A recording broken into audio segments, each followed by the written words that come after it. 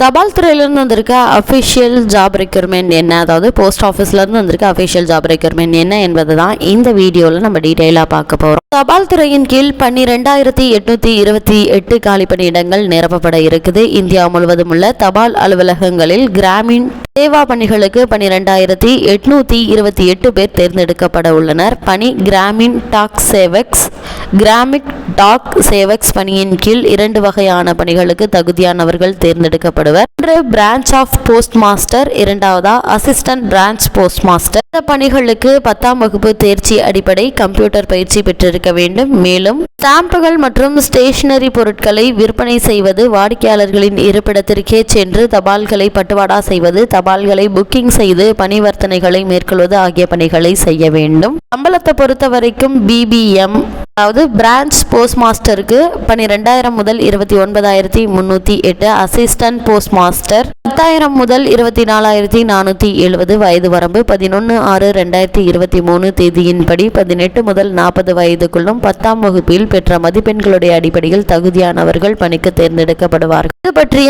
முழு விவரங்களுக்கு குறுந்தகவல் மூலம் தெரிவிக்கப்படும். தகவல் கிடைத்த 30 நாட்களுக்குள் குறைந்தது 100 சதுர அடி பரப்பளவில் கம்ப்யூட்டர் வசதி, இன்டர்நெட் வசதி, மின் இணைப்புடன் கூடிய கட்டிடத்தை GDS போஸ்ட் ஆபீஸ் இயக்குவதற்கு சொந்தமாகவோ அல்லது வாடகைக்கோ தயார் செய்ய வேண்டும். கட்டிடம் தரைத்தளத்தில் ஊரின் முக்கிய பகுதியில் அமைந்திருக்க வேண்டும். கட்டிடம் மத்திய அல்லது மாநில அரசுக்கு சொந்தமான கட்டிடமாக இருப்பது விரும்பத்தக்கது. பணி நியமனம் செய்யப்பட்டவர்கள் அதோ கிராம மத்தியிலோ அல்லது அருகில் உள்ள கிராமத்திலோ வசிப்பவராக இருக்க வேண்டும். சைக்கிள், இருசக்கர வாகனம் ஓட்ட தெரிந்திருக்க வேண்டும். கட்டணம் 100. இதை ஆன்லைனில் செலுத்த வேண்டும். SC/STயினர், மாற்றுத்திறனாளிகள், திருநங்கைகள், பெண்களுக்கு கட்டணம் கிடையாது. www.indianpostgdsonline.gov.in என்ற இணையதளம் மூலம் ஆன்லைனில் விண்ணப்பிக்க வேண்டும். விண்ணப்பிக்க வேண்டிய கடைசி நாள் 11/6/2023.